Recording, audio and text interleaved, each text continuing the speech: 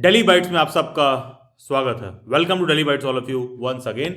And जैसा कि पता है, Daily Bites Navratri special 9 day webinar meet conduct कर रहा है जो सभी कैंडिडेट्स के लिए ओपन और फ्री है।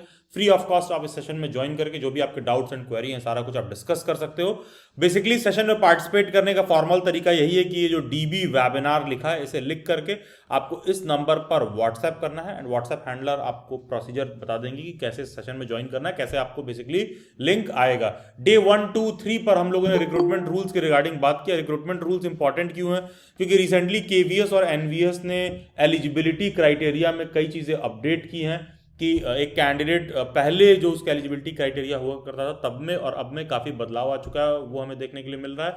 फिर आज जैसा कि 2 अप्रैल है, डे 4 को हम लोग बीएड एंट्रेंस एग्जाम के रिगार्डिंग बात कर रहे हैं। थोड़ा बीएड को डिटेल में चर्चा करेंगे, क्या करना है, कैसे करना है। एंड सभी लोगों के लिए नॉन टीचिंग जॉब वाला इंपॉर्टेंट है जो कि 3 अप्रैल यानी कि कल कंडक्ट होगा। नॉन टीचिंग जॉब में होता क्या कि जितने भी इंडिया के शिक्षण संस्थान है, बीट कोई कॉलेज हो, यूनिवर्सिटी हो, या लेट से केवीएस हो, एनवीएस हो, DSSS भी, कोई सा भी स्कूल हो, सभी जगह पर आप देखोगे अच्छे खासे नॉन टीचिंग वाले पोस्ट भी आते हैं जिनका एडवर्टाइजमेंट साथ साथ ही रिलीज होता है। टीचिंग वाले जॉब के साथ साथ नॉन टीचिंग का भी आता है, तो आपके इक्वली ये भी प्रायोरिटी में होना चाहिए, उस पर हम चर्चा करेंगे। एंड फिर जो 1 साल का कोर्स होता है लाइब्रेरी साइंस, सभी शिक्षण संस्थानों में एक लाइब्रेरी आपको देखने के लिए मिलता है, वहाँ लाइब्रेरी साइंस पर मैं डिस्कस करूंगा। And then one of the most important CTET, central teacher eligibility test, teacher eligibility test का एग्जाम जो होता है। आप सभी कैंडिडेट्स अगर इस साल आप में से कोई भी बीएड में एडमिशन लेता है तो ये ध्यान दीजिएगा कि बीएड वाले सभी कैंडिडेट्स आज एडमिशन लेते हैं तो एडमिशन लेते ही वेरी नेक्स्ट डे से ही सीटेट का एग्जाम दे सकते हैं। कहने का मतलब है कि आज अगर जुलाई 2025 में कोई बीएड में एडमिशन ले रहा है तो दिसंबर 2025 वाला ही सीटेट का पेपर देने के लिए एलिजिबल होता है। और ये नियम 2022 में ही आया है कि जितने भी कैंडिडेट्स ऐसे हैं जो बीएड के फर्स्ट ईयर में होते हैं वो टीचर एलिजिबिलिटी टेस्ट का एग्जाम देने के लिए एलिजिबल होते हैं। एंड वेरी फर्स्ट अटेम्प्ट में ही आपको देकर टीचर एलिजिबिलिटी टेस्ट का एग्जाम क्लियर कर लेना चाहिए। इस पे हम लोग डे 7, 5 अप्रैल को चर्चा करेंगे।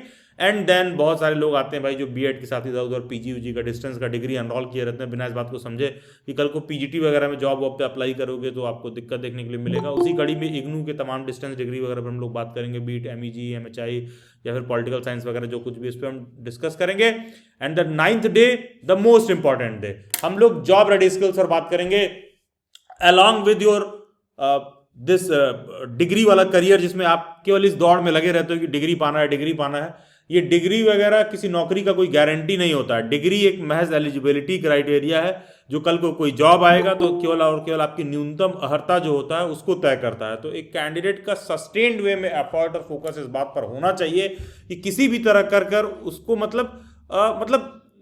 कि उसको अपने सॉफ्ट स्किल्स पर लगातार काम करते रहना चाहिए। उसके अपने जो भी जो एक्स्ट्रा करिकुलर स्किल्स हो सकते हैं जिससे कि एक टाइम के बाद वो आपका जो है सेकंड मींस ऑफ अर्निंग और the other means of earning हो सकता है। इन बातों को ध्यान में रखते हुए आपको उसको कंटिन्यूसली सीखना चाहिए। आई एम नॉट सेइंग कि वो जॉब रेडी स्किल के सेशन डेली बाइट्स पर है, उसका ट्रेनिंग वगैरह हो रहा है तो मैं उस दृष्टिकोण से कह रहा हूँ, नहीं। ये आपको नेचुरली भी वो चीज़ सीखते रहना चाहिए, नेचुरली भी आपको वो चीज़ प्रैक्टिस करते रहना है। क्योंकि बहुत सारे ऐसे लोग होता है कि ये बीएड वेड का डिग्री लेने आते हैं तो उनका पढ़ाई वढ़ाई से कोई मतलब नहीं रहता, उनका टीचिंग में कोई इंटरेस्ट नहीं रहता है। There is a huge difference between being a good teacher and being a BEd degree holder जिसका 80% 90% मार्क्स हो। टीचर होना अलग बात होता है, बीएड करना एक अलग बात होती है।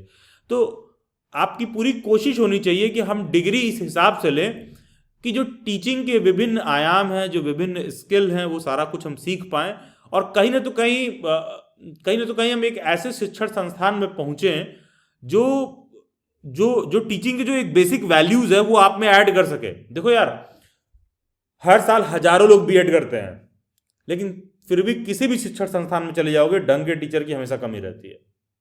आपने स्कूलिंग कभी किया होगा, आप देखोगे कि 10 टीचर पढ़ा रहे थे तो उसमें हार्डली 2 टीचर ऐसे होंगे जिनको देख के आपको वाकई लगता था यार ये टीचर सही है, यार इसके क्लास में मजा आता है पढ़ने में। ठीक है, तो डिग्री सबके पास है, वो महज डिग्री से होता क्या है कि ज्यादा से ज्यादा आपको उससे 15, 20, 25, 30 हजार का नौकरी मिल जाएगा। लेकिन उससे कहीं ना तो कहीं टीचिंग करियर को लेकर आपके अंदर वो पैशन, वो फ्यूचर, वो सारी चीजें नहीं दिखती हैं। तो कहीं ना तो कहीं आपका भी एफर्ट ये होना चाहिए कि हाँ, हमको अगर बीएड करना ही है तो हम अच्छे से अच्छे शिक्षण संस्थान से करें।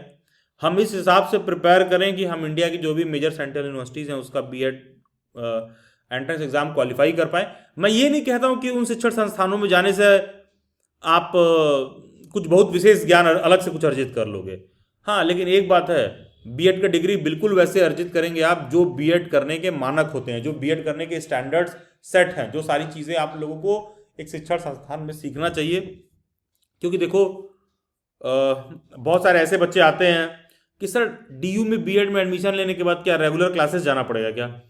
अबे डीयू दिल्ली यूनिवर्सिटी या कोई भी और बीएड एंट्रेंस एग्जाम का टॉप का इंस्टीट्यूट है, बीट जामिया हो, बीएचयू हो, भैया इनके यहाँ तुमको रेगुलर क्लास जाना पड़ेगा।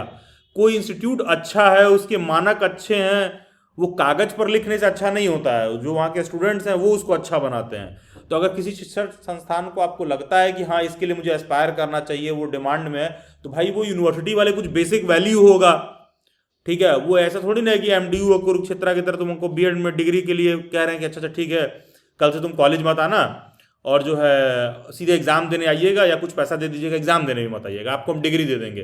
तो भैया जो कॉलेजेस जिनका लेवल है वो ये काम नहीं करते हैं, तभी तो उनका लेवल बना है, ठीक है। थोड़ा सा ये भी कॉमन सेंस आपको यूज करने की जरूरत है।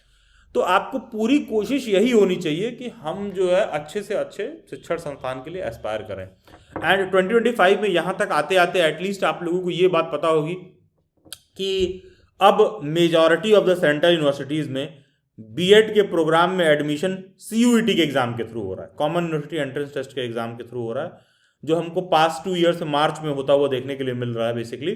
तो मेजॉरिटी ऑफ द यूनिवर्सिटीज़ में सीयूईटी के थ्रू होता है। दैट डजेंट मीन कि सभी यूनिवर्सिटी में सीयूईटी के थ्रू होता है। जैसे जामिया मिलिया इस्लामिया, जामिया एक्सेप्शन है, जामिया अपना पेपर खुद कराता है। जैसे कि सीयूईटी का तो देखा जाए तो पेपर भी हो गया है, जामिया का फॉर्म फिलिंग अभी 10 अप्रैल तक चल रहा है, जामिया का एग्जाम ऑलमोस्ट आपको 26 मई के अराउंड देखने के लिए मिलेगा। तो जामिया अपना पेपर खुद कराता है, उसका फॉर्म सेपरेट फिल हो रहा है, उसका एग्जाम का डेट सेपरेट है, पेपर उसका ऑफलाइन होता है, जामिया अपना सेपरेटली इस चीज पे काम कर रहा है। Same goes for IP university. IP university के फॉर्म का लास्ट डेट था 31 मार्च। आईपी के यूनिवर्सिटी के बीएड का भी फॉर्म का डेट एक्सटेंड कर दिया गया है, 11 अप्रैल तक फॉर्म फिल हो रहा है, ठीक है। और आईपी का पेपर भी ऑलमोस्ट आपको फर्स्ट वीक ऑफ मई में देखने के लिए मिलेगा। उसी तरह one of the best, one of the most prestigious, one of the most renowned NCERT RI BEd से आप एनसीईआरटी आरआई से आपकी पूरी कोशिश होनी चाहिए कि हम भाई हमको वहाँ बीएड में एडमिशन मिले। तो एनसीईआरटी आरआई का तो अभी फॉर्म भी नहीं निकला है, ठीक है, अभी फॉर्म भी नहीं निकला है। उनका एग्जाम मान के चलो कि जून उनके महीने में होगा, ठीक है। तो ये चीज़ भी आप समझिए कि इंडिया में अच्छे खासे यूनिवर्सिटीज़ ऐसे हैं, अच्छे खासे शिक्षण संस्थान ऐसे हैं जिनका सीयूईटी से कोई लेना देना नहीं है एडमिशन प्रोसीजर में। वो टोटली अपने हिसाब से अपना एडमिशन लेते हैं, उनका खुद का एंट्रेंस एग्जाम कंडक्ट होता है। एज अ एस्पायरेंट आपकी भी पूरी कोशिश यही होनी चाहिए कि एटलीस्ट हम 4-5 अलग अलग यूनिवर्सिटीज़ का फॉर्म फिल करें, कम से कम मिनिमम बता रहा हूँ, मिनिमम आपका कोशिश होना चाहिए कि 4 से 5 यूनिवर्सिटीज़ का फॉर्म फिल करें। अदरवाइज देखोगे सभी यूनिवर्सिटीज़ का एलिजिबिलिटी क्राइटेरिया अलग है, सभी यूनिवर्सिटीज़ का पेपर स्ट्रक्चर अलग है, सभी यूनिवर्सिटीज़ के जो क्या कहते हैं एग्जाम कंडक्टिंग टाइम है वो अलग है। इनफैक्ट आपको ऐसा भी देखने के लिए मिल जाएगा कि आईपी यूनिवर्सिटी एक ऐसी यूनिवर्सिटी है जो बीएड आपको सेमेस्टर मोड में करवाती है, दिल्ली यूनिवर्सिटी आपको एनुअल मोड में करवाता है। तो ये सब डिफरेंस भी आपको देखने के लिए मिल जाएगा। तो आपको करना क्या है कि ऑप्शंस को अधिक से अधिक ओपन रखना है। जितना ज़्यादा आप ऑप्शन ओपन रखेंगे उतना ज़्यादा आप अपॉर्चुनिटीज़ के करीब रहेंगे, उतना ज़्यादा आपको बेहतर अपॉर्चुनिटी मिलने के चांसेस रहेंगे कि अच्छा ठीक है मैंने 4 ऑप्शन चूज़ किया है तो यार चलो इसमें नहीं हुआ तो अगले में होगा, अगले में नहीं होगा तो तीसरे में होगा। एंड मान लो कोई ऐसा बच्चा आता है कि जिसको लगता है कि यार उसका 2 में फिल किया नहीं हुआ, 3 में फिल किया नहीं हुआ, 4 में फिल किया नहीं हुआ। अगर तुम्हारा नहीं हो रहा है तो भी तुम्हारे लिए चिंतन का विषय है भाई, कि अगर नॉर्मल मैं एक यूनिवर्सिटी में बीएड एंट्रेंस एग्जाम में क्वालिफाई करके बीएड नहीं कर पा रहा हूं तो फ्यूचर में मैं कहां से इस बात को ढूंढ रहा हूं कि सर वो फलाना गवर्नमेंट जॉब के एग्जाम का बैच हमको ज्वाइन करना है, वो फलाना यूट्यूब पे सर है उनके 5 मिलियन सब्सक्राइबर हैं, वो हमको 1000 रुपये में तैयारी करा रहे हैं ऐप पर। अरे यार तुमसे नॉर्मल अगर बीएड एंट्रेंस एग्जाम में दिक्कत हो रहा है, मैं मान लेता हूं कि एक यूनिवर्सिटी में दिक्कत हो सकता है, आपको 2 में हो सकता है, 3 में हो सकता है, अगर 4-5 सभी जगह पर आपको ऐसा हो रहा है कि आपका एडमिशन नहीं हो रहा है और तुम सोच रहे हो कि अच्छा बस किसी तरह से घर वालों को दिखाने के लिए कि चलो ठीक है सर इस साल बस बीएड की डिग्री मिल जाए आगे पढ़ लेंगे, तो भाई अगर आपका नॉर्मल बीएड एंट्रेंस में अगर डब्बा गोल हो रहा है तो फिर आगे गवर्नमेंट टीचिंग जॉब्स में तो भाई कट थ्रोट कॉम्पिटिशन है। वहां तो ऐसे ऐसे बाबा लोग बैठे हुए हैं कि पता चलेगा केवीएस में जॉब लग गया है, DSSB का फॉर्म इसलिए भर रहे हैं क्योंकि पोस्टिंग दिल्ली में मिले, 5,000 रुपए के सैलरी में डिफरेंस है इस वजह से, जो ऑलरेडी जॉब में है। तो वो लोग आपको अलग तरीके से कंपटीशन क्रिएट करेंगे। तो इन सब बातों पर आपको समझ डेवलप करना चाहिए कि ये जो स्टेज है हमको यहीं से जाना है, हमको प्रिपरेशन शुरू कर देना है कि हम किसी अच्छे से अच्छे बेस्ट बीएड की संस्था के लिए एस्पायर करें, अच्छे से अच्छा जगह जाएं, वहाँ से अच्छी अच्छी चीज जो भी एजुकेशन के फील्ड में रिलेटेड सारी बातें हैं कम से ज़्यादा हम समझ पाएं। और उसके बाद कल को जब आप गवर्नमेंट टीचिंग जॉब वॉब के लिए आ रहे हो तो वहाँ पर आपको फिर दूसरे टाइप का कंपटीशन देखने के लिए मिलेगा, तब हम उसके लिए एस्पायर करें। इंस्टेड ये नहीं कि 4-5 यूनिवर्सिटीज़ का फॉर्म फिल करने को कहा जा रहा है, फिल कुछ किए ही नहीं हो और बस ऐसे ही हवा हवाई चल रहा है। ऑल्सो बहुत से ऐसे लोग भी आते हैं, सर वो एनसीईआरटी RI का तो हम सोच रहे थे क्या ही फॉर्म फिल करें, मेरे घर वाले हमको भेजेंगे नहीं वहाँ पढ़ने के लिए। अबे फिर वही कॉमन सेंस वाली बात है, तुम्हारे घर वाले भेजेंगे क्या, तुम्हारा हो भी तो नहीं रहा है और तुमको कौन सा वो इंस्टीट्यूट बुला ही रहे हैं। Same goes for IP university. IP university में आपको देखने के लिए मिल जाएगा कि उनका SCRT बहुत अच्छा कॉलेज है, MSIT उनका बहुत अच्छा कॉलेज है, लीलावती भी उनका ठीक ठाक कॉलेज है। तो भाई सर हम आईपी यूनिवर्सिटी अफोर्ड नहीं कर सकते, अरे पहले पेपर तो दे के देखो तुमको बुला भी रहा है कि नहीं बुला रहा है। ठीक है, इन बातों का भी आपको समझ होना चाहिए कि आप किसी यूनिवर्सिटी का फॉर्म फिल कर रहे हो तो पहले आपका वहां होगा भी कि नहीं होगा। क्योंकि देखो यार, फॉर्म ना फिल करो और खुद से झूठ बोलते रहो कि सर वहाँ हमको जाना नहीं है, मेरे घर वाले भेजेंगे नहीं। अब फिर तुम दे के देख लो और उसके बाद बोलना, उसके बाद साथ में ये भी ऐड करिएगा फिर कि अरे हुआ नहीं और जाना भी नहीं था। ठीक है, ताकि आपको क्लैरिटी रहे कि यार मैंने नॉर्मल बीएड का अगर मैं 4 जगह 5 जगह फॉर्म फिल कर रहा हूँ तो उसमें भी सिलेक्शन ईजी नहीं है और नहीं हो रहा है। वरना आपके घर वाले इस पर भी सवाल उठा देंगे, अरे बीएड में एडमिशन के लिए कोचिंग की जरूरत है। बहुत सारे लोग तो ईगो में नहीं करते हैं। अच्छे खासे ऐसे बच्चों को मैं जानता हूं जो ये कह रहे होते हैं हम सरकारी नौकरी की तैयारी कर रहे हैं, मेरा लक्ष्य तो यूपीएससी है, मेरा लक्ष्य तो फलाना ठिकाना ये है। बीएड का तैयारी कौन करता है? अगर आप में से कोई ऐसा है जो बीएड का प्रिपरेशन कर रहा होगा, आप अपने फ्रेंड्स को बताओगे तो कहेंगे अच्छा बीएड का प्रिपरेशन करना है, ये कह के तुम्हें डिवैल्यू कर रहे होंगे। और खुद चाहे खेत बेच के यूपीएससी की तैयारी के नाम पर बैठे हो और वहां कुछ ना कर रहे हो, एक ईटा ना जोड़ रहे हो, बस इसी गुमान में जी रहे हैं कि हम इस चीज का तैयारी कर रहे हैं। तो प्लीज प्रिपरेशन में ना इन सब चीजों से भी और इस तरह की विचारधारा से भी आप हमेशा कॉशियस रहिएगा। अगर आपको लगता है कि टीचिंग फील्ड में करियर बनाना है तो भाई हाँ, हमको बेस्ट वाले इंस्टीट्यूट के लिए एस्पायर करना पड़ेगा और उसका सारा कुछ हमको देखना समझना पड़ेगा। आप देख लीजिए बहुत सारे ऐसे बच्चे आते हैं मेरे पास, अभी अप्रैल के महीने में भी शुरू हुआ है, आएंगे। कल ही किसी ने मैसेज किया कि सर ये ड्यू का फॉर्म फिल हो गया क्या इस साल का? इस तरह की परिस्थिति है। अरे फॉर्म फिल हो गया, अभी पेपर हो गया, सब कुछ हो गया, CUET का आंसर की आने वाला हफ्ता 10 दिन में। ठीक है, 15-16 अप्रैल तक आप लोगों को सारा आंसर की आ जाएगा, आपको आंसर की देख के आइडिया मिल जाएगा कि कितना आपका एडमिशन होगा, क्या होगा। एंड हाँ, जो भी कैंडिडेट्स ऐसे हैं जिन्होंने CUET का पेपर दिया है, आप लोग एक चीज ध्यान दीजिए, अभी तक आपने सिर्फ CUET का एग्जाम दिया है, बहुत जल्द लेट से 15 to 20 डेज में या एक विद इन अ मंथ तमाम यूनिवर्सिटीज अपना फॉर्म रिलीज करना शुरू कर देंगी जिनको CUET के स्कोर कार्ड पर एडमिशन लेना है। मतलब दिल्ली यूनिवर्सिटी अपना फॉर्म रिलीज करेगा CSAS का।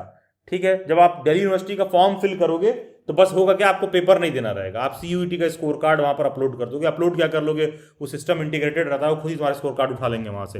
ठीक है, तो जिस भी यूनिवर्सिटी में आपको यहां से अप्लाई करना है उसका आप लोगों को अभी फॉर्म फिल करना है। दिल्ली यूनिवर्सिटी का फॉर्म अभी रिलीज होगा, BHU का फॉर्म अभी रिलीज होगा, सेंट्रल यूनिवर्सिटी ऑफ हरियाणा का फॉर्म अभी रिलीज होगा, सेंट्रल यूनिवर्सिटी ऑफ झारखंड का फॉर्म अभी रिलीज होगा।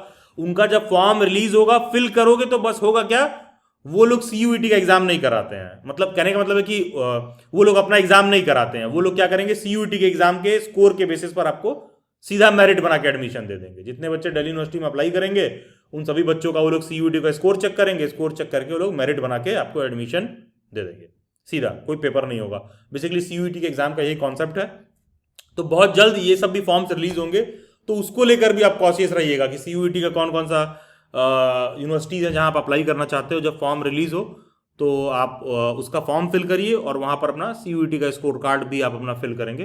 एंड मोस्ट प्रोबेबली होता क्या है कि वो ऑटोमेटिक आपका स्कोर उठा लेते हैं, बस आपको अपना रोल नंबर डालना होता है CUET वाला वहां पर। ठीक है, तो बीएड एंट्रेंस एग्जाम से रिलेटेड जिस भी कैंडिडेट को कुछ भी डाउट, क्वेरी, कंसर्न, कोई प्रॉब्लम है, मैं आप लोगों के सीधे पहले क्वेरीज पर आ जाता हूँ, देन विल डिस्कस फर्दर। तो जिस भी कैंडिडेट को कोई डाउट एंड क्वेरी है, you people can just raise your hand. Otherwise I will move forward with some of the other universities. इनको भी कुछ बीएड एंट्रेंस एग्जाम से रिलेटेड कोई भी डाउट क्वेरी कुछ भी हो, सीयूईटी से जिन्होंने पेपर ऊपर दिया हो, कुछ भी आपको कंसर्न हो बीएड से related, just a second I will come to Gaurav first. Yes Gaurav Patel, yes please switch on your mic Gaurav. In mean time welcome, yes Gaurav. Hello ji Gaurav बताइए। Good evening sir. Very good evening Gaurav ji. Sir मैं B Ed maths का paper दिया है 07 का, तो उसमें cut off कितना जाने वाला है सर, मतलब इस साल का कुछ? आंसर की आ जाने दीजिए, उसके बाद उस पर कमेंट करते हैं, ठीक है। मोस्ट प्रोबेबली 50 to 52 क्वेश्चन जाएंगे फर्स्ट कट ऑफ में, ठीक है। और आंसर की कब तक आ जाएगा सर? 15-16 अप्रैल तक आ जाएगा। Okay okay, thank you Gaurav. Yes Tarannum, good evening sir. Very good evening Tarannum. Sir मुझे ये पूछना है कि जेएमआई में जो हम फॉर्म फिल करेंगे तो मेरी कैटेगरी जो है वो जनरल है, लेकिन अगर मैं मुस्लिम वुमेन का अगर फिल करते हैं तो उसके लिए कोई सर्टिफिकेट भी चाहिए होता है फ्यूचर में जब वो एडमिशन लेंगे तो देखो document माइनॉरिटी वगैरह वाला तो जब- एक सर्टिफिकेट चाहिए रहता है, ठीक है। मुस्लिम वुमेन के लिए कोई सर्टिफिकेट नहीं चाहिए होगा, ओके सर। ठीक है। माइनॉरिटी वाला सर्टिफिकेट चाहिए रहता है, कोई वुमेन है ये बताने के लिए सर्टिफिकेट नहीं चाहिए, ठीक है। ओके, मतलब मुस्लिम वुमेन फिल कर सकते हैं लेकिन अगर वैसी कैटेगरी डालते हैं तो उसमें मुस्लिम माइनॉरिटी का चाहिए होता है। हाँ हाँ हाँ, ऐसे चाहिए होता है, ठीक है। Okay sir, okay. ठीक है तरन्नुम। जैसे किसी के नाम से आप आइडेंटिफाई नहीं कर सकते ना, नाम तो कोई कुछ भी रख सकता है। मान लो किसी ने मुस्कान नाम लिख लिया, ठीक है, तो अलग अलग लोग रखते हैं भाई मुस्कान नाम, तो उसका माइनॉरिटी का सर्टिफिकेट होना चाहिए। समझ रही बात कि हाँ ये माइनॉरिटी का सर्टिफिकेट है। बाकी का जो और है जेंडर वाला जो रिजर्वेशन होता है वो तो बाय डिफॉल्ट क्लियर है, ठीक है, उसको कोई सर्टिफिकेट नहीं होता है, ठीक है। तो okay sir. Welcome to Chanchal Pandey. Hello, ji Chanchal good बताइए। Evening sir. Very good evening जी। सर मुझे ये पूछना था कि मैंने ना सिर्फ अभी आईपी का ही फॉर्म फिल किया था। ओवर कॉन्फिडेंट नहीं हूँ बट मुझे एक ही का अभी फिल करके देखना था। एक्चुअली मेरी एज राइट नाउ 30 प्लस है। ठीक है, अभी मेरी 30 एज हुई है और आई एम मैरिड ऑल्सो। ठीक है। तो ड्यू टू सम सर्कमस्टांसेस मैंने अब जाके परस्यू किया और मैंने ठीक है। मास्टर्स किया हुआ है। बट मुझे ये पूछना था, मैंने बीए इन जनरल किया था, मैंने कोई ऑनर नहीं किया था। तो इन केस मेरा एडमिशन अगर बीएड में हो जाता है होपफुली, तो मुझे कई यूनिवर्सिटी ऐसी जो मैंने चूज करी हूँ उनमें वो लोग खुद से देते हैं और कई में पूछते हैं कि आपको क्या सब्जेक्ट चाहिए। I am sorry, I think मैं ये नहीं अलग ठीक है, क्वेश्चन पूछ रही नहीं हूँ। ठीक है, ठीक है, टू द पॉइंट है, ठीक है, हाँ बोलिए। हाँ हाँ हाँ, बट मुझे ये पूछना था कि मुझे क्या सब्जेक्ट, अगर मुझ पे चॉइस होगी तो मैं क्या सब्जेक्ट लूँ, आप पे मेरे लिए चॉइस क्या? नहीं होगा। पहला चीज तो आप आईपीबीएड के फॉर्म फिल किए हैं तो आप एलिजिबल हैं, पॉइंट वन। पॉइंट टू, जब कॉलेज में जाएंगे तो वो आपका रिजल्ट देख के आपको पेडागोजी एलोकेट करेंगे, टीचिंग सब्जेक्ट। ओके, और एक लैंग्वेज भी देंगे ना? अब वो देख के एलोकेट करेंगे आपका रिजल्ट, जो भी आपने ग्रेजुएट्स में किया होगा, जो भी सब्जेक्ट पढ़ा होगा उसको देख कर एलोकेट करेंगे। ओके, और सर मैंने ना मास्टर्स अपना रूरल डेवलपमेंट में किया था, ठीक है। तो मैं मुझे एमआरडी सीटेट, इग्नू से किया था आपने? हाँ जी मैंने इग्नू से किया था। तो मुझे सीटेट देना होगा या नहीं? टीजीटी के टीचर बनने के लिए सीटेट देना कंपलसरी है। ओके क्लास 6 to 8 का टीचर बनने के लिए सीटेट का पेपर 2 देना कंपलसरी है, और सभी बीएड के बच्चों को सीटेट का पेपर देना ही चाहिए, कंपलसरी है उनके लिए देना। बिना सीटेट का पेपर दिए टीचर नहीं बन सकते हैं वो। ओके, ठीक है सर, थैंक यू सो ठीक मच। है, बीएड वाले सीटेट पेपर 2 देते हैं, जो डिप्लोमा लेवल का डिग्री किए रहते हैं वो सीटेट का पेपर 1 देते हैं, और जो दोनों किए रहते हैं पेपर 1 पेपर 2 दोनों फिल करते हैं वो लोग, ठीक है। Okay sir, thank you so much. Thank you. Welcome to Kanu Priya.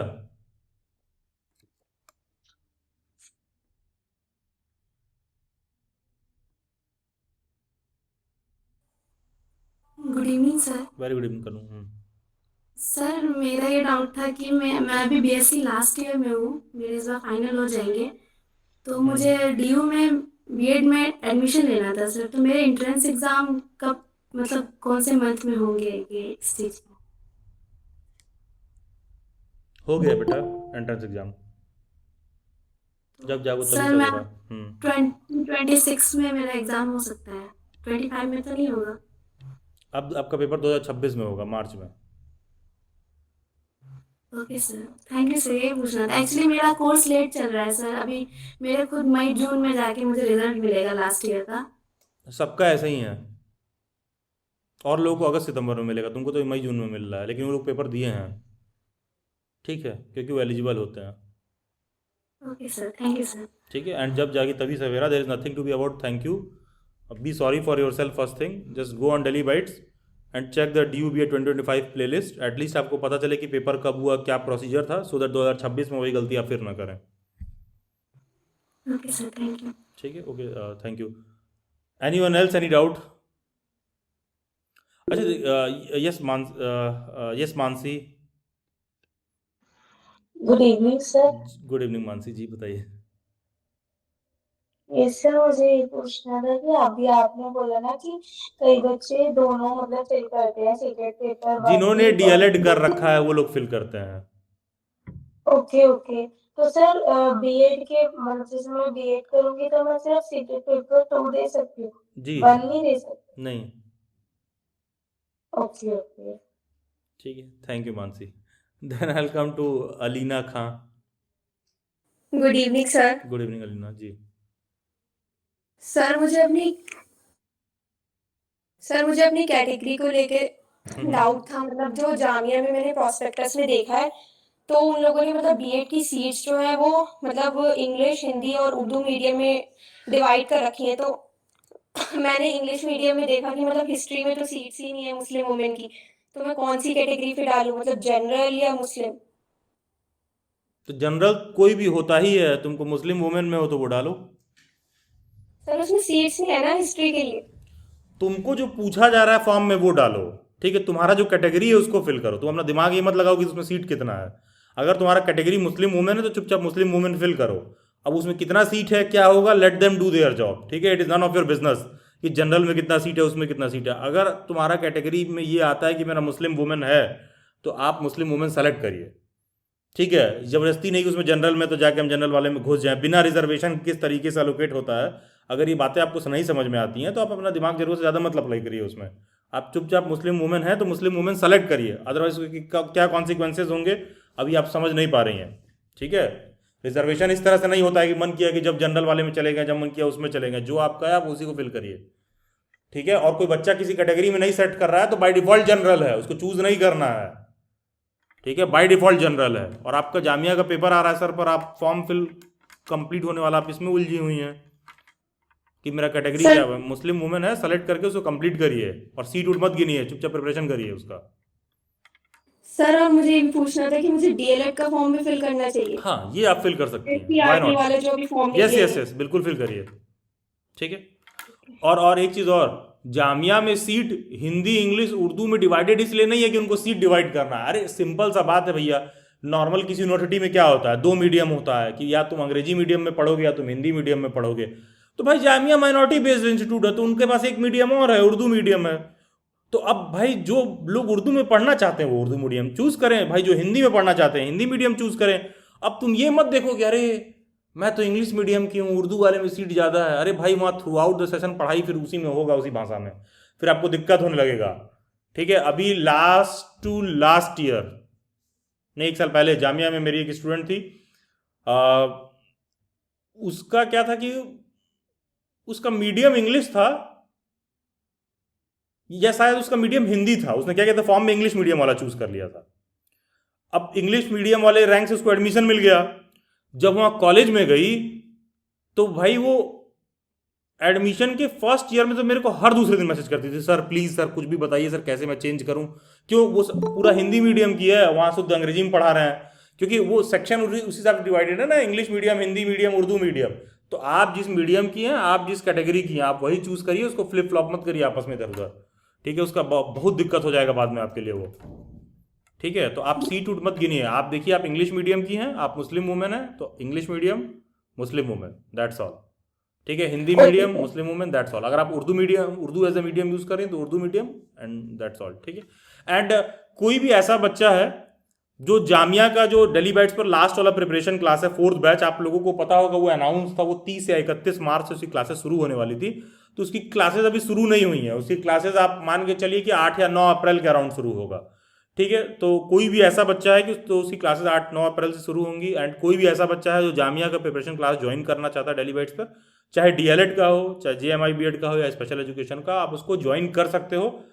And आप लोगों से मेरा रिक्वेस्ट है कि एटलीस्ट सिलेबस, पेपर स्ट्रक्चर वगैरह थोड़ा जामिया का देख लीजिए, ठीक है ना। बहुत हल्का सा माइनर सा उन लोगों ने पेपर स्ट्रक्चर में भी अपडेट किया है इस बार, उसका भी अपडेट आपको डेली बाइट्स पर देखने के लिए मिलेगा। बहुत माइनर सा अपडेट है, 4-5 क्वेश्चन का अपडेट है 170 में, ठीक है। बाकी का तो ओवरऑल पेपर स्ट्रक्चर सेम ही है।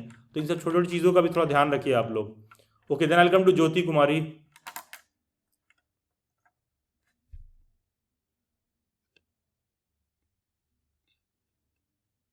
आरती, good evening sir. Good evening Aarti. एक second Aarti, yes Jyoti, yes please. हाँ गुड इवनिंग सर। जी, गुड इवनिंग ज्योति। हाँ बताइए। हाँ सर मैं इस बार जो सीयूटी बीएड के लिए पीजी के लिए जो एग्जाम हुआ वो दी हूँ, तो अच्छा, उसमें मैं सीयूक्यूपी 05 बीएड का एग्जाम दी हूँ और सीयूटी एमए का भी दी हूँ। अगर बीएचयू में बीएड नहीं मिलता है तो एमए करना ठीक रहेगा या कहीं और से बीएड करना? कर सकती हैं, अप टू यू। ये चॉइस तो आपका है, क्या करना चाहती हैं आप, ठीक है। आप मास्टर्स करिए तो बेहतर रहेगा, ठीक है। मास्टर्स कर लेना बेटर रहेगा अगर बीएड में एडमिशन नहीं होता है तो। और कहीं और से क्या करोगी? कहीं और से करने का मतलब है कि 1 लाख रुपए दो फिर, ठीक है। सिंपल सा बात है। हाँ, तो मुझे लगता है मास्टर्स कर लेना चाहिए, या फिर डीएलएड और इग्नू से एमए। ये आपका चॉइस है, नो कमेंट्स। आपको जो लगे आप वो करिए, ठीक है। ये कमेंट नहीं, मैं नहीं करूँगा आपको क्या करना चाहिए।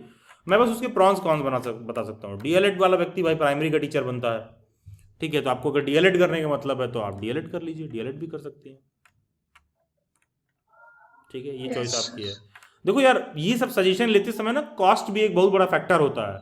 अगर तुम ये कह रही हो कि हमको बीएचयू में एडमिशन चाहिए, बीएचयू में तो फीस 3,000 रुपये है सर, बीएचयू में एडमिशन नहीं हुआ तो कहीं और से बीएड कर लें क्या? कहीं और से बीएड करने का मतलब है फिर 1 लाख रुपए।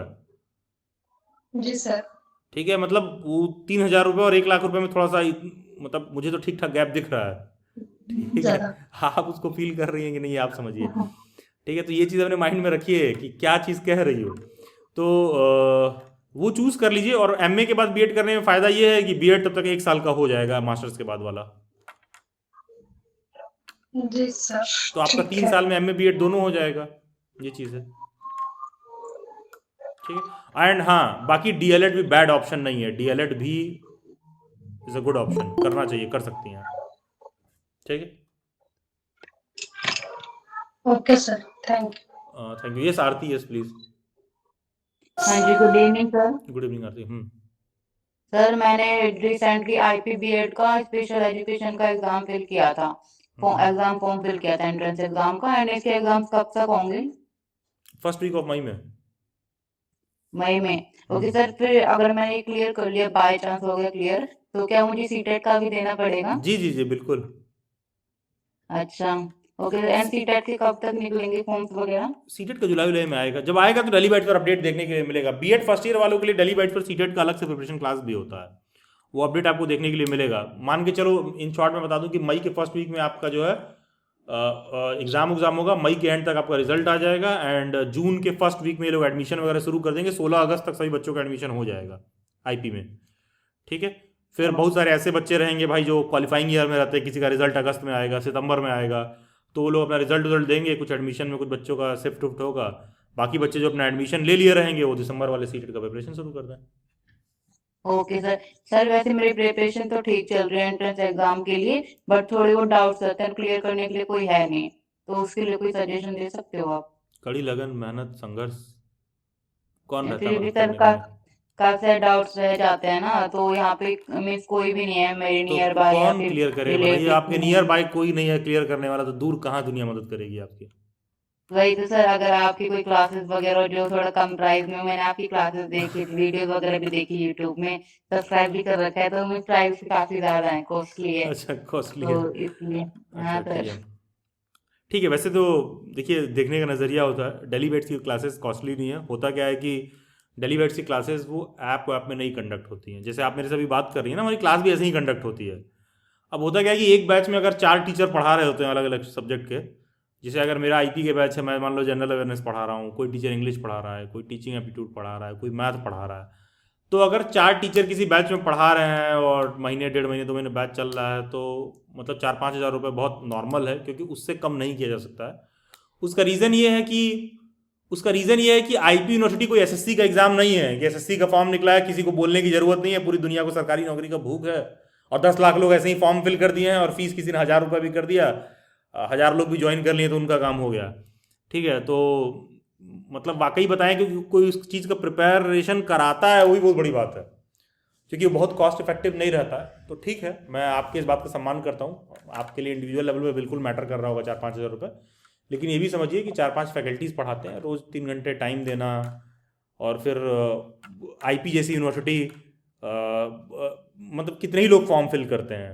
ठीक है, एसएससी का एग्ज़ाम रहेगा, पता चलेगा 14 लाख लोग तो फॉर्म में फिल कर रखे हैं, यूट्यूब लाइव पर ही 1 लाख लोग बैठ के देख रहे हैं। तो ये सब तो आईपी के इतना तो लोग फॉर्म नहीं भरते हैं। पूरे सीयूईटी का पेपर कितने लोग भरे होंगे पता है? 04 का पेपर भरने वाले लोग होंगे 8,000 मैक्स टू मैक्स, 03 का भरे होंगे 20,000, 05 का भरे होंगे 5 से 6,000, 07 का भरे होंगे 06 का भरे होंगे 4,000, 07 का भरे होंगे 3,000, इतने लोग फॉर्म ही फिल करने वाले हैं। ठीक है, तो ये सब भी एंगल रहता है उसके पीछे। ठीक है, और एक चीज़ मैं और ऐड कर दूं, और अगर कहीं कोई यूट्यूब पर CUET का कोई लाइव तैयारी वारी करवा रहा है, कुछ करवा रहा है, भाई वो सब टाइम पास चल रहा है, एक भी क्वेश्चन पेपर में फंसने से रहा, क्योंकि ये सब पेपर स्ट्रक्चर है CUET का, तो अब तक तो आप लोग पेपर दे चुके हो। टीचर्स तुमको कभी भी जनरलाइज्ड स्ट्रक्चर पर पढ़ा रहे होते हैं, और एग्जाम में क्या पूछेगा ये आपको भी नहीं पता है, और ये टीचर्स को भी नहीं पता है। और क्यों नहीं पता है? क्योंकि पिछले 3 साल का पेपर तुम उठा के देख लो, किसी साल इकोनॉमिक्स का क्वेश्चन ज़्यादा है, किसी साल हिस्ट्री का ज़्यादा है, किसी साल पॉलिटी का ज़्यादा है। तो आईपी यूनिवर्सिटी अगर आप लेकर एकदम डैम क्लियर है कि भैया हमको आईपी में एडमिशन लेना ही लेना है, तो आईपी यूनिवर्सिटी के तो बीएड का फीस ही 1 लाख रुपए है। ठीक है, तो आईपी यूनिवर्सिटी एटलीस्ट ये क्लैरिटी देती है कि भैया पेपर में 4 ही सेक्शन रहेगा, एक जनरल अवेयरनेस का, एक इंग्लिश का, एक मेंटल एबिलिटी एंड रीजनिंग का, एक टीचिंग एप्टीट्यूड का। जब ये क्लैरिटी देती है कि ये 4 ही सेक्शन है, तो उसको प्रिपेयर करके क्वालिफाई करना भी आसान हो जाता है। ठीक है, तो ये आपका प्रायोरिटी है कि वो आपके लिए कितना इंपॉर्टेंट है, क्योंकि एडमिशन नहीं होगा तो वो 1,000-2,000 रुपये जो आपको महंगा लग रहा है, उसका आप अलग कीमत देंगी। अभी उसको आपको आइडिया भी नहीं है कि वो 1,000-2,000 रुपये जो आपको महंगा लग रहा है, उसका फिर अलग कीमत लगेगा। मतलब किसी का एडमिशन नहीं होता है तो भाई मैं जानता हूँ ना, बच्चे जून जुलाई में किस तरह से परेशान रहते हैं, एडमिशन नहीं होता है तो। ठीक है, तो फिर ये सब परिस्थितियाँ आ जाएंगी। तो थोड़ा सा आप ये लेकर कॉशियस रहिए। एंड रही बात ये कि सर कोई अगल बगल नहीं है मदद करने वाला, भाई और लोगों की भी अगल बगल नहीं है कोई मदद करने वाला।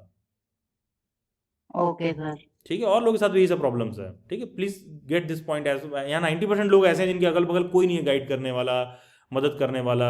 ठीक है, लेकिन इंटरनेट के ज़माने में भाई वो यहाँ पर ज्वाइंट हैं, सुन रहे हैं। ठीक है, तो वही चीज़ करिए आप भी। ठीक है, बाकी डेली बैट्स के फैकल्टीज़ का इंस्टाग्राम का लिंक वगैरह मिल जाएगा, आप उनसे इंडिविजुअल लेवल पर कॉन्टैक्ट कर सकते हैं, कहाँ से क्या कंटेंट पढ़ें।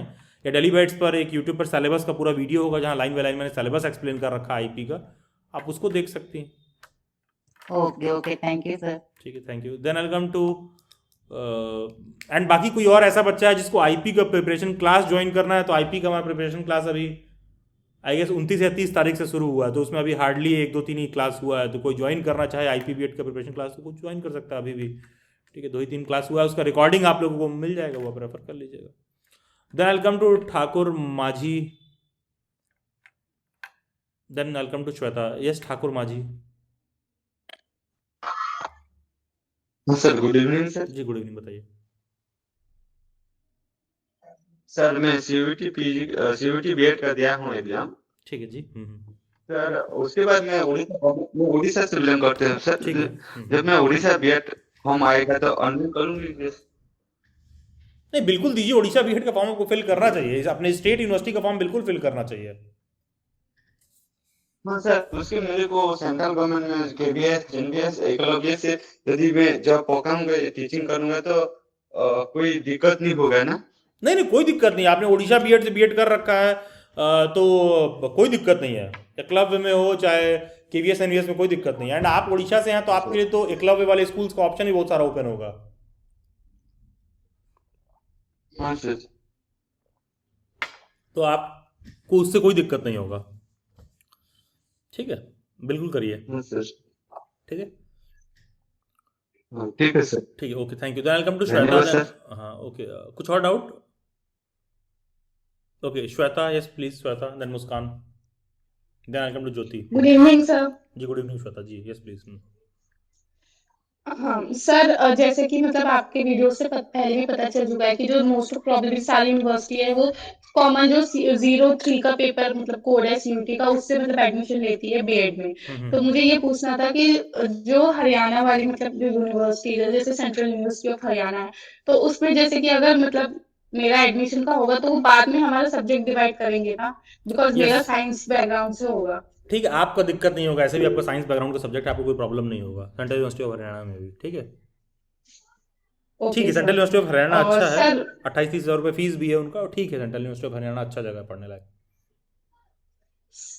सर मतलब मैं इसलिए सोच रही हूँ कि बिकॉज अगर यहाँ मैंने दोनों पेपर दिया है 03 भी एंड 06 भी, बट वही है कि अपना ऑप्शन सारा हर मतलब खुला नहीं नहीं, रखना, बिल्कुल इसलिए बिल्कुल, मैंने बहुत बस अच्छा पूछा किया है, था। 03-06 दोनों दिया है, अच्छा किया है। एंड श्वेता, बिल्कुल ऑप्शन ओपन रखो, बिल्कुल। आपको ये देखिए, आपने सही चूज़ किया है कि भाई हमको ड्यू में मेरा सीयूटी को लेकर है, सेंट्रल यूनिवर्सिटी ऑफ हरियाणा का ही मुझे फिल करना है, बिल्कुल वाइज मूव है ये, बिल्कुल जेन्युइन चीज़ है, सही चीज़ किया है आपने।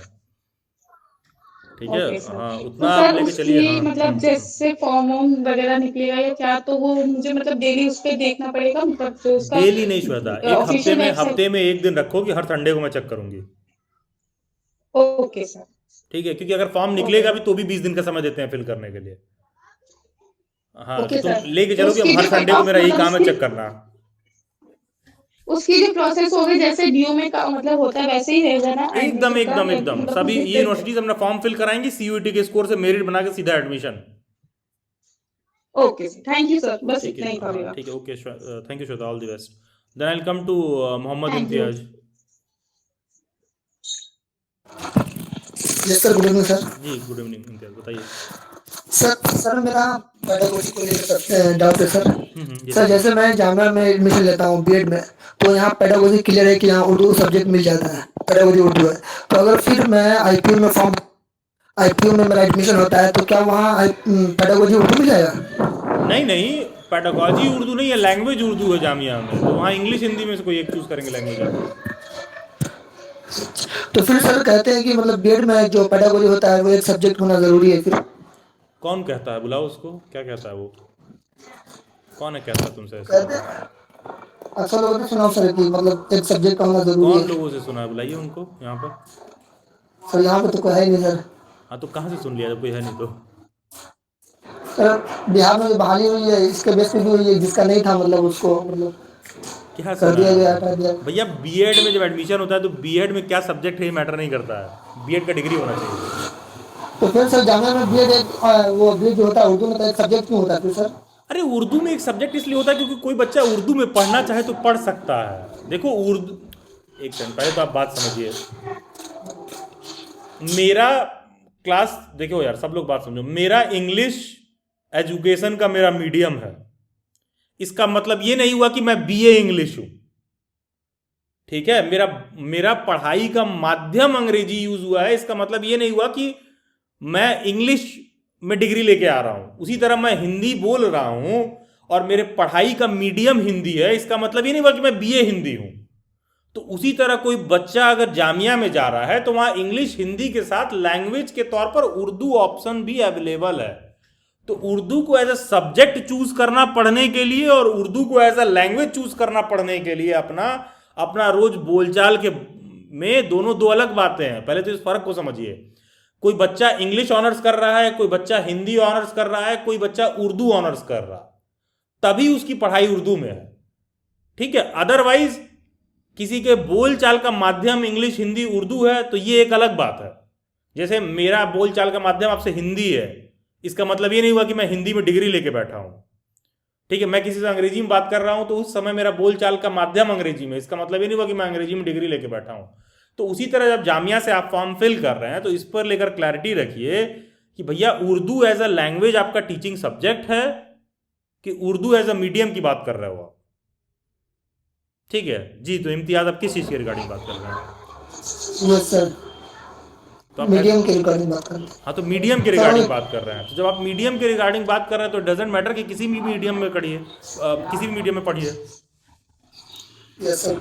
ठीक है, आपका उर्दू एज ए सब्जेक्ट है क्या? यस सर, मेरा पेडागोजी उर्दू ही ऑनर्स उर्दू है। अरे एक सेकंड, ये पेडागोजी आपका उर्दू है, ये आपने कैसे डिसाइड किया? सर ऑनर्स है इसलिए डिसाइड कर लिया। अच्छा, आपने उर्दू में ऑनर्स कर रखा है ना? यस सर, जामिया में ऐसा है ना सर, जिसका ऑनर्स होता है उसको ही एडमिशन मिलता है। अगर सब्जेक्ट वगैरह अगर मतलब कोई अगर सब्सिडी वगैरह सीबीएसई में लिए हुए तो सर नहीं लेते अरे हैं, फिर सुनिए, छाड़ देते जामिया हैं। में ऑनर्स कोई मिलता है, किसको मिलता हूँ मत समझाइए मुझे। मैं ये कह रहा हूँ कि आपने उर्दू ऑनर्स कर रखा है ना? यस सर, यस तो सर, ठीक है, आप उर्दू को एज ए लैंग्वेज चूज करना चाह रहे हैं ना? Yes sir. हाँ, तो ठीक है, आपका पेडागोजी उर्दू है, आप उर्दू चूज करिए फिर। तो फिर आप क्यों बोल रहे हैं मेरा मीडियम उर्दू है? आपको भैया, आप उर्दू में पढ़े हुए हैं। देखो, बहुत सारे ऐसे लोग होता है कि उनका उर्दू में ऑनर्स नहीं है लेकिन उसको एज ए मीडियम चूज कर रहे हैं। ठीक है, थोड़ा फर्क समझिए इस बात का। वो भाषा का उनका वो है, क्लास की लैंग्वेज की क्लास होगी उनके यहाँ। ठीक है, आप कंफ्यूज मत होइए, आप सिर्फ उर्दू ही चूज करेंगे क्योंकि सिर्फ आपका ऑनर्स है उर्दू, तो आप उर्दू ही चूज करेंगे तो उसमें कोई दिक्कत नहीं होगा। बाकी पेपर आपका बिल्कुल वैसा ही होगा जैसा और लोगों का होता है। ठीक है, जैसा और लोगों का पेपर स्ट्रक्चर फॉलो होता है, एकदम सेम टू सेम वैसा ही पेपर स्ट्रक्चर आपका भी फॉलो होगा। ठीक है, पेपर सेम होगा चाहे आपका मीडियम उर्दू है। ठीक है जी इम्तियाज़, कुछ और doubt? No sir, thank you sir. ठीक है, थैंक यू। एंड यस, मुझे लग रहा है कि बाकी लोग इस बात को कैच कर पा रहे होंगे कि मैं कहना क्या चाह रहा हूँ कि तुम्हारा मीडियम इंग्लिश और तुम इंग्लिश में ऑनर्स की डिग्री लिए हो, दोनों दो अलग बातें होती हैं।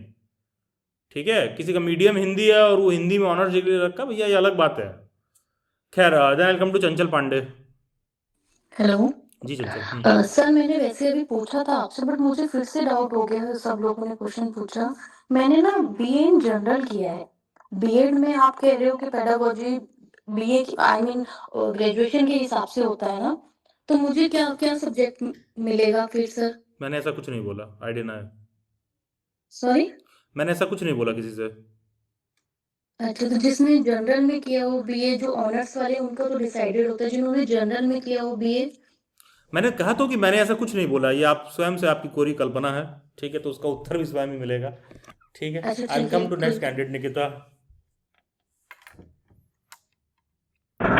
Good evening sir. जी गुड इवनिंग निकिता। सर, मेरे को रीजनल इंस्टीट्यूट ऑफ एजुकेशन में बीएड करना है, लेकिन मैंने आईटी का फॉर्म भी फिल किया है और उसमें मुझे एससीईआरटी मेरा गोल है। ठीक है, तो फिर अगर मेरा एससीईआरटी में एडमिशन हो जाता है और आरआई का भी अगर हो जाता है, लेकिन आरआई का रिजल्ट जुलाई अगस्त में आता है, तो मुझे क्या करना चाहिए? क्या आईटी में क्लासेस स्टार्ट कर देनी चाहिए?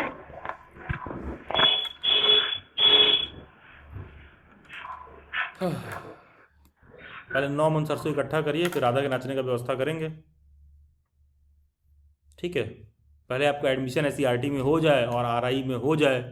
जब ऐसी परिस्थिति आएगी कि दोनों जगह एडमिशन हो गया है, अब क्या करें, तो उस दिन मैं आपके लिए रहूंगा, मैं इसका जवाब दूंगा क्या करें।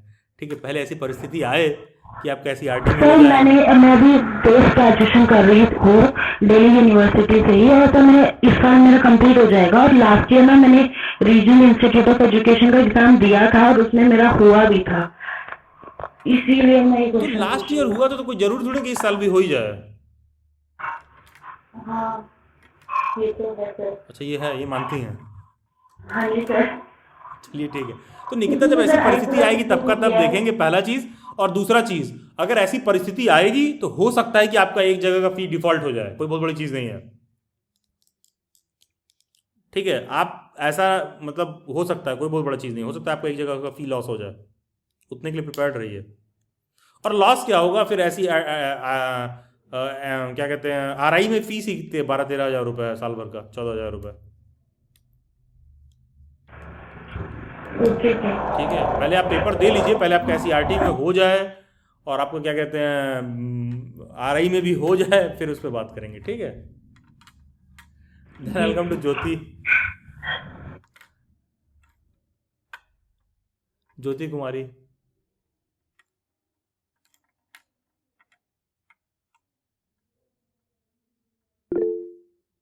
मानसी। सर मुझे ये पूछना था कि मैंने आपकी क्लासेस भी ली हुई है, प्रिपरेशन क्लासेस IPB8 की।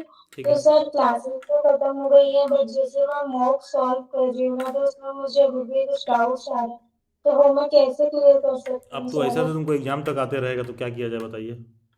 कितनी बार बोला कि आपका बैच चल रहा है तभी पढ़िए, करिए करिए, टीचर के साथ प्रैक्टिस करिए। तो मॉक भी मिले थे ना, मॉक तो अब दिए। तो क्या करना चाहिए था? मॉक पढ़ाई से पहले दे देना चाहिए था आपके हिसाब से। नो नो, बट सर जैसे अब मतलब डाउट्स आप आ ये रहे कह हैं रही हैं कि हम किसी कुछ। बच्चे को पढ़ा रहे हैं तो पहले हम उसको मॉक दे देते हैं, भाई पहले तुम मॉक सॉल्व कर लो और फिर तुम्हें पढ़ाएंगे, नो नो, या पहले मैं पढ़ाऊंगा या फिर उसको मॉक दूंगा। ठीक है, तो आपको तो सर समस्या है, अगर वो आपको डाउट क्लास डाउट, करा दिया जाएगा, वो एक अलग बात है, लेकिन हमारी उसकी लाइबिलिटी नहीं है। ठीक है, आपको डाउट है उसके लिए डाउट क्लास करा दिया जाएगा, लेकिन हमारी लाइबिलिटी नहीं है उस चीज़ को लेकर।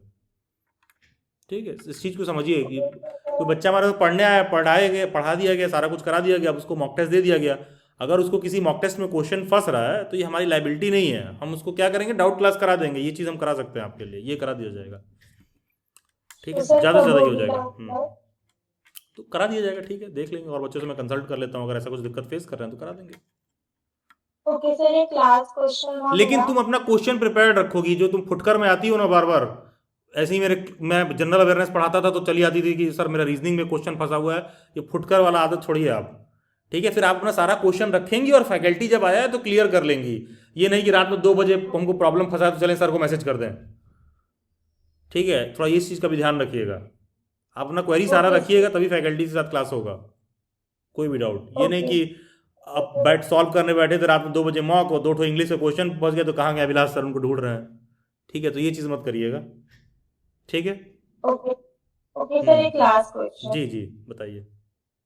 सर थोड़ा सा डिफरेंट है कि जैसे मैं अभी लास्ट ईयर में हूँ, तो मुझे ये पूछना था नहीं कि मानसी, देखिए आप भी हमको 2 महीना, आपको मैं 2 महीने पढ़ाया हूँ। ठीक है, मुझे पता है कि आप थोड़ी सी डिफरेंट हैं। ठीक है, हाँ, तो आप पूछ लीजिए डिफरेंट क्वेश्चन। हाँ बताइए। ओके, हाँ हाँ। तो सर जैसे अभी मैं लास्ट ईयर में हूँ, तो अब मैं बीएड करूंगी, बीएड का भी किया है मैंने एंट्रेंस।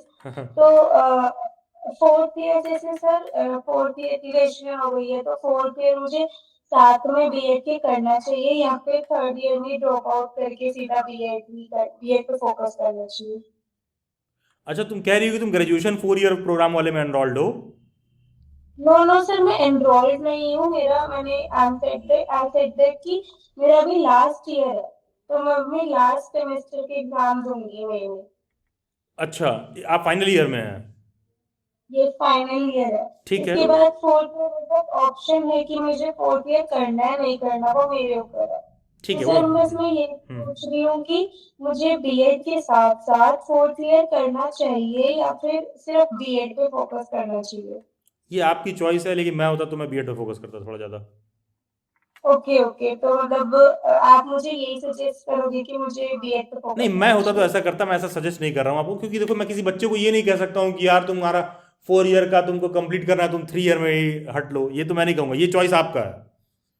ठीक है। ओके ओके, हाँ, लेकिन मैं रहता तो मेरा बीएड वाला प्रायोरिटी में रहता, मैं बस इतना कह रहा हूँ। तो सर इसकी बीएड पे कोई इफेक्ट तो नहीं पड़ेगा ना, मतलब नहीं वो नहीं, इफेक्ट मानेंगे नहीं कि? पड़ेगा, बस आप बीएड में एलिजिबल रहें। ओके ओके, तो सर मतलब जैसे थर्ड ईयर की डिग्री हो जाएगी तो बस वही दे दें तो हो जाएगा? जी, ये तुम कहाँ ओके कहाँ से सर, अतरंगी थैंक क्वेश्चन सब ले आती हो यार। ठीक, ठीक है, यू सर। ठीक है। Yes, Sonika Rajput, yes please.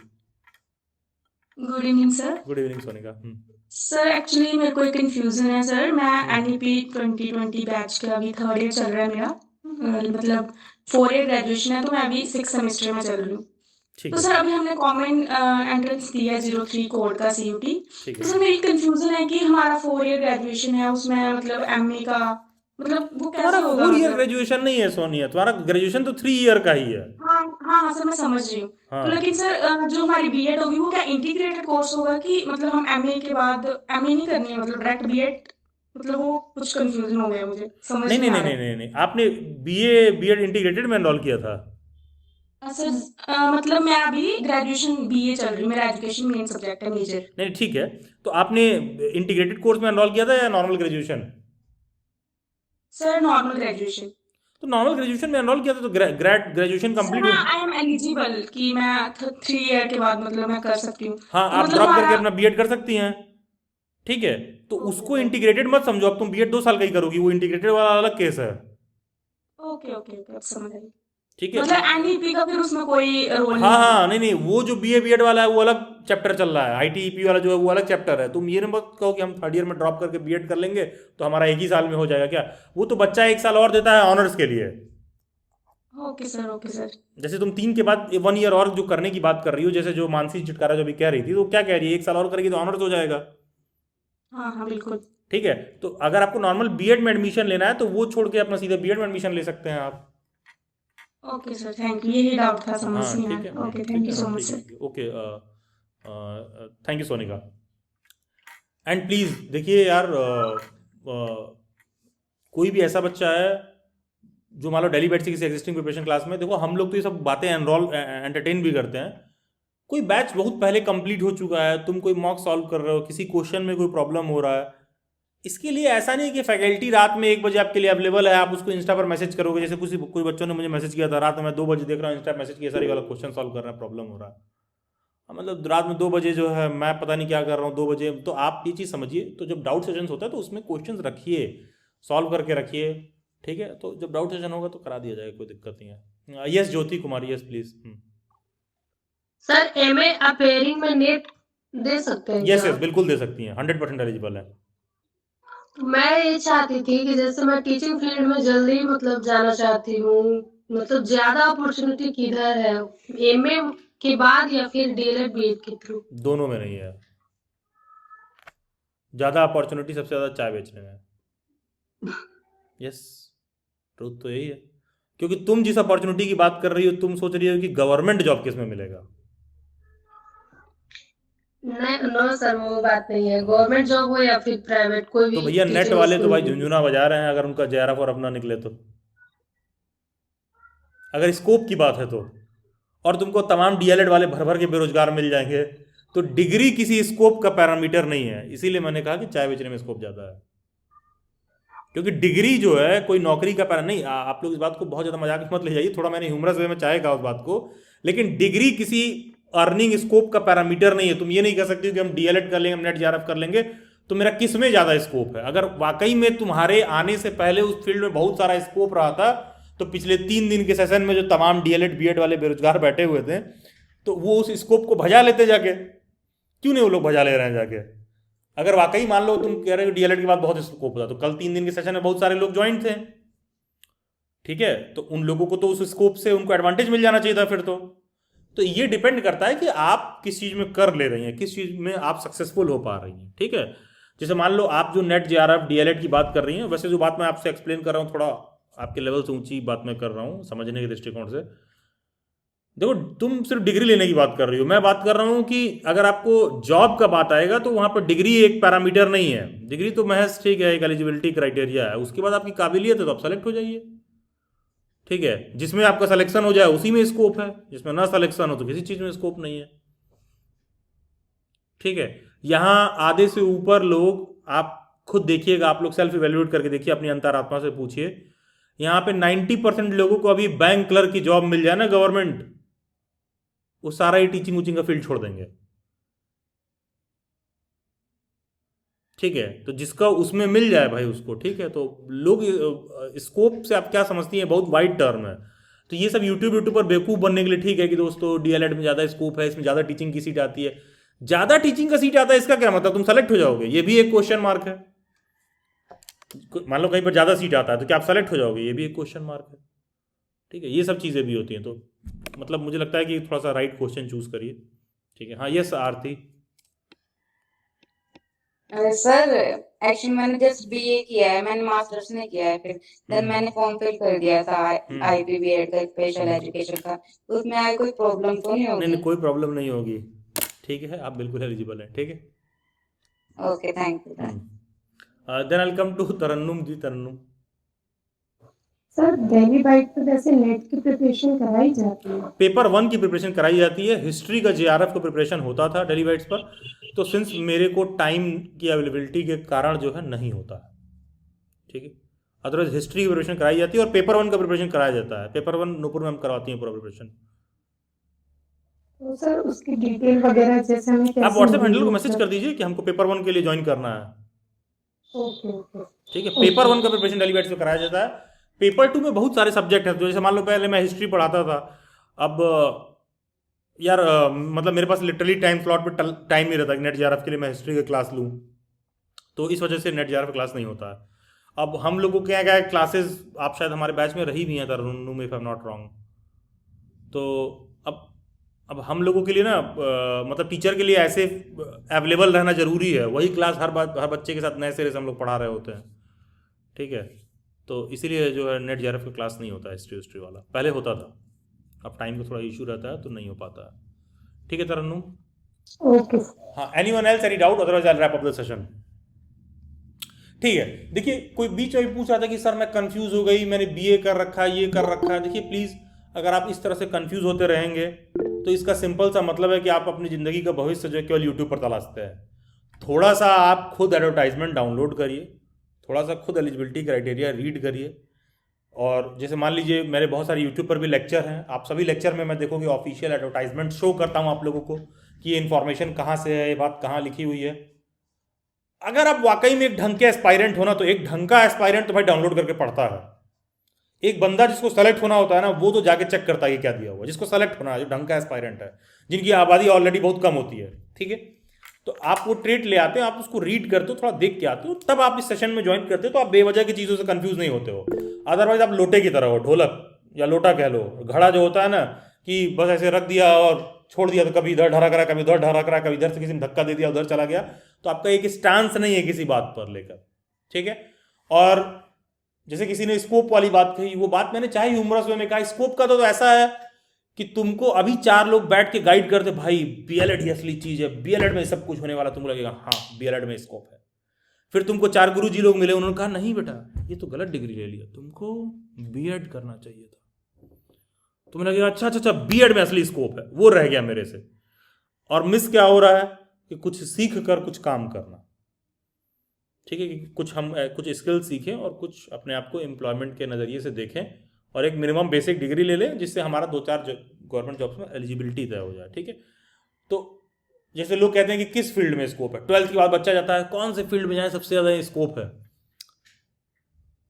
घर वाले पता चला MBBS करा रहे थे और उसको जो है नीट जेई की तैयारी करा रहे थे, और क्या कहते हैं कैट की तैयारी करा रहे थे, और वो आगे कह रहा है हेलो दोस्तों चैनल सब्सक्राइब कर लेना, पूरा वीडियो जरूर से देख लेना, वो ये कर रहा है, ठीक है।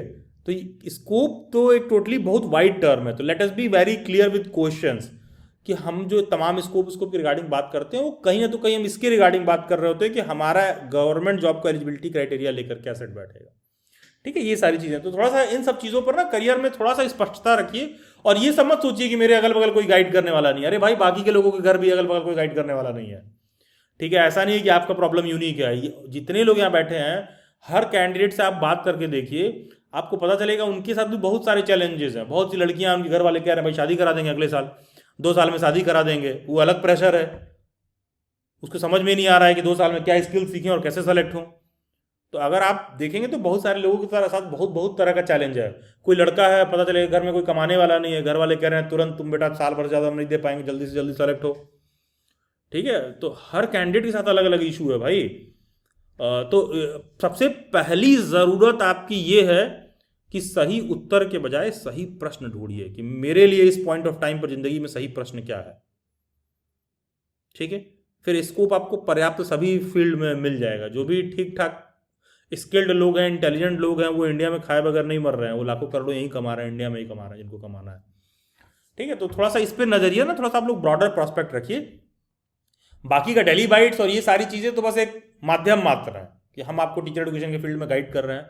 आप बीएड करने के लिए सोचे, आपको कल को सीटेट का पेपर देना है, आपको जामिया का पेपर देना है, हम लोग बस एक माध्यम मात्र है, हम आपको केवल उसमें असिस्ट कर सकते हैं। At the end of the day longer way में आपको अपना करियर गोल या आपको स्वयं देखकर सॉर्टेड करना पड़ेगा, स्वयं देखकर आपको बनाना पड़ेगा। कोई भी प्लेटफॉर्म वाला, पता है मैं देखता हूँ कि बड़े बड़े लोग लाइव जा रहे होंगे, बच्चे करियर में पूछ रहे होते हैं सर बीएड करेंगे डीएलएड, वहाँ से टीचर बोल रहा होगा डीएलएड करें, अजल गगरी छलकत जात। जितना कम ज्ञान उतना ज़्यादा उन्होंने बस क्या उपलब्धि है, 1 मिलियन सब्सक्राइबर है तो उन्होंने बोल दिया डिलीट कर लो। अरे यार, बिहार में कुछ दिन पहले वैकेंसी आई, मान लो 2023 में 24 में, आप अपनी दिल पर हाथ रख के कह दीजिए क्या वो वैकेंसी हर साल आएगी? नहीं, 1-2 साल और आ रहा है, उसके बाद फिर ठंडे बस्ते में चला जाएगा। केवीएस की आखिरी बार वैकेंसी आई थी 2018 में, फिर सीधा आई 2022 के एंड में, 2023 में। ठीक है, तो कब वैकेंसी आएगी ये भी कोई गारंटी नहीं होता है। ठीक है, तो इन सब चीज़ों पर थोड़ा सा अपना अंडरस्टैंडिंग बेहतर करिए आप लोग।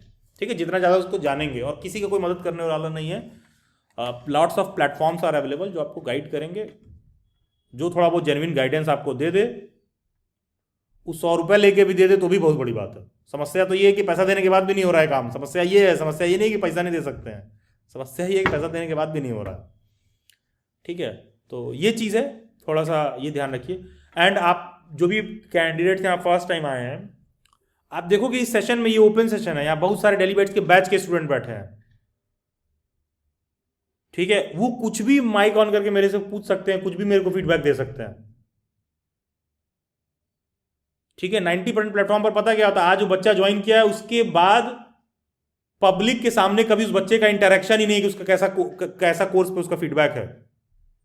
कहने का मतलब कि आज तू मेरे साथ ज्वाइन किए, दोबारा वो, मान लो आप मेरे साथ ज्वाइन किया, आज आपने मेरे साथ पढ़ाई किया, हम दोनों साथ पढ़ाई किए, बाद में कभी वो दुनिया के सामने 50 लोगों के सामने जाके कोई फीडबैक पहुंच ही नहीं रहा है कि इन दोनों लोग का एक्सपीरियंस कैसा रहा आपस में।